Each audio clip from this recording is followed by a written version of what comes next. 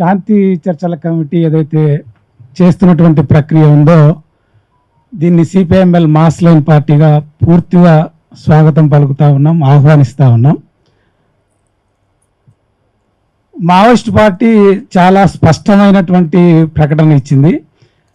అంటే దేశంలో ఉండేటటువంటి పరిస్థితులు, దేశంలో కేంద్ర రాష్ట్ర ప్రభుత్వాలు చేస్తున్నటువంటి మారణ హోమాలు, ఈ నేపథ్యంలో అవసరమైనటువంటి స్థితిలో వాళ్ళు చాలా స్పష్టంగా కేంద్ర రాష్ట్ర ప్రభుత్వాలు కగారు పేరుతో ఛత్తీస్గఢ్, మహారాష్ట్ర, ఒడిస్సా, జార్ఖండ్, మధ్యప్రదేశ్, తెలంగాణ రాష్ట్రాల్లో చేస్తున్న హత్యాకాండలను, నరసంహారాన్ని నిలిపివేయాలని, సాయుధ బలగాల కొత్త క్యాంపుల ఏర్పాటును ఆపివేయాలని ప్రతిపాదిస్తున్నాం.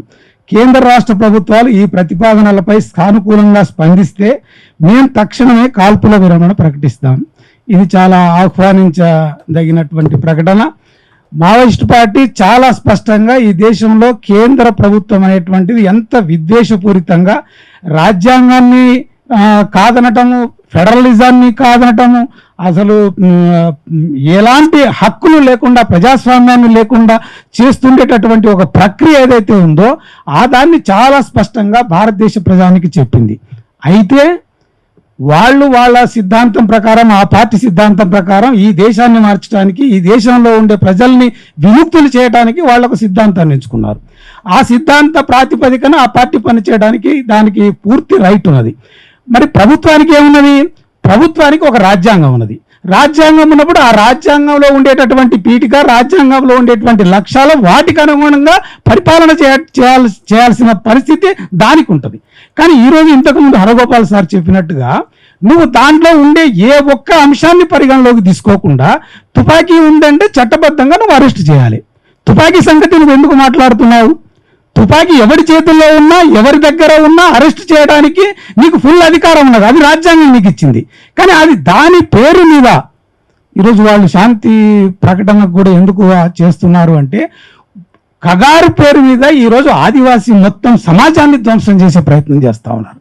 లేదా నగరాల్లో పట్టణాల్లో ఉండేటటువంటి మేధావులని, లేదా ప్రగతిశీల కాముకుల్ని కూడా ఈ పేరు మీదనే, జస్ట్ ఫర్ ఈ పేరు మీదనే వాళ్ళు పూర్తిగా అంతం చేద్దామనేటటువంటి ఒక ప్రక్రియ ఈరోజు కేంద్ర రాష్ట్ర ప్రభుత్వాలు పూనుకున్నటువంటి స్థితి ఉంది.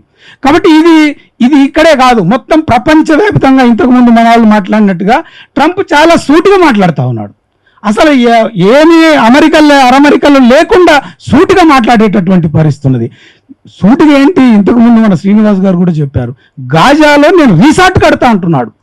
20 లక్షల మందిని తొలగించి రిసార్ట్ కడతా అంటున్నాడు. అది కూడా ఏది కాదు, హోటల్ రిసార్ట్ కడతా అని మాట్లాడుతున్నాడు.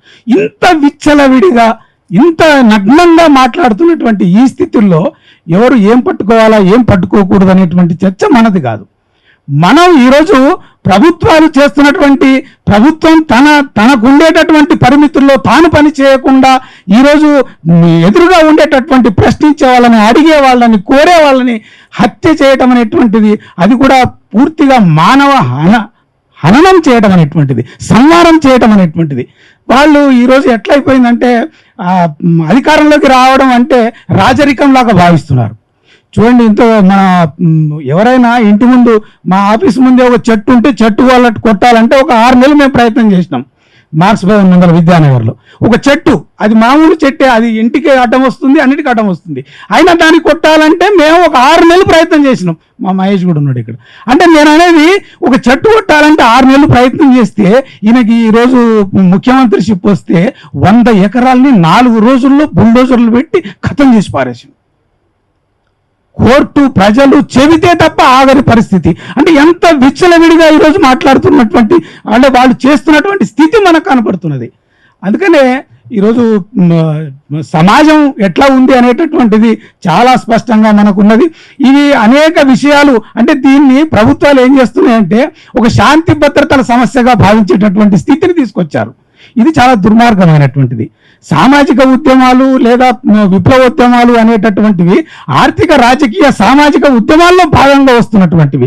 ఈ సమాజంలో ఇన్ని సంవత్సరాల తర్వాత, దశాబ్దాలు దాటిన తర్వాత కూడా అసలు తినడానికి తిండి, ఉండడానికి ఇల్లు, ఈరోజు వాళ్ళు మాట్లాడుతున్నారు 80 కోట్ల మందికి మేము బియ్యం ఇస్తున్నామని. ఏమి నీ దరిద్రం, ఈ భారతదేశ దరిద్రం? ఇన్ని కోట్ల 40 కోట్ల ఎకరాలు 100 కోట్ల మంది పనిచేసే శ్రామికులు ఉన్న ఈ దేశంలో నువ్వు 80 కోట్ల మందికి 5 కిలోల బియ్యం ఇస్తున్నాను ఎదలు కొట్టుకోవడం అంటే ఏంటి దేశం? మీరు ఇది 3వ ఆర్థిక వ్యవస్థగా చేస్తా దీన్ని అని మాట్లాడటం అంటే ఏంటి అసలు? దీంట్లో ఏం కనబడుతుంది మనకు? అంటే ఇవి చాలా మనమంతా ఆలోచించాల్సిన అంశాలు ఉన్నాయి ఇక్కడ. అందుకనే ఇవి వాళ్ళు చేస్తున్నటువంటి హింస ఏదైతే అంటే వాళ్ళు ప్రభుత్వాలే, నేను అనేది మనం ప్రశ్నించడము, ఇప్పుడు ప్రైవేటు వాళ్ళు చేయడం అనేటువంటిది హింసకి ప్రభుత్వాలు అరికట్టడము, చట్టబద్ధంగా కోర్టులు ఉన్నాయి మాట్లాడటం అనేటువంటిది ఉంటుంది. కానీ అట్లా కాకుండా ప్రభుత్వాలు ఓపెన్గా గతంలో ప్రైవేట్గా సాల్వజుడుమని పెట్టి మొత్తం అందరినీ ఖతం చేసే కార్యక్రమం పెట్టారు. ఈ అధికారం మనకి ఎవరు ఇచ్చారు? అంటే ఒక రాజ్యాంగబద్ధంగా పరిపాలించాల్సిన వాళ్ళు ఇట్లాంటి స్థితిని తీసుకురావడం అనేటువంటిది చాలా దుర్మార్గంగా ఉన్నది.